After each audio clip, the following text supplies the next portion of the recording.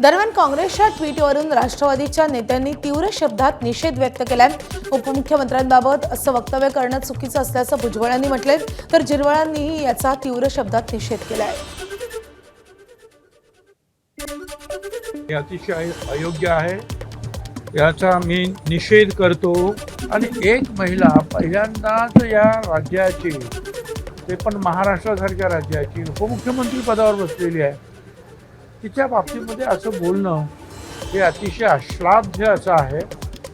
आणि अशी अपेक्षा काँग्रेस, दुसरं कोणतं असं लहान सहान काँग्रेस करून तरी अशी अपेक्षा नाही। दादांना जाऊन आज पाच महिने 6 महिने, आज जरी सुनित्राताई असतील तर त्या आज एवढ्या मोठ्या दुःखात असल्यामुळे आज ना उद्या त्या समाजासमोर येतील। समाजाच्या अपेक्षा दादांच्या अप्रोक्ष आता ताईंच्या माध्यमातूनच पूर्ण होतील। त्यांच्या घरात राजकारण, ताईंच्या माहेरी राजकारण, इथं आल्यानंतर दादाबरोबर 35-40 वर्षाचं राजकारण, आणि त्यांना तुम्ही गुंग्या गुडिया म्हणता तसा, त्याच्यासारखं वाईट दुसरं कोणतंच नाही आहे। एक दिवस येईल का इंदिराबाईंसारखंच आपण ताईंना सुद्धा त्या ठिकाणी पाहू।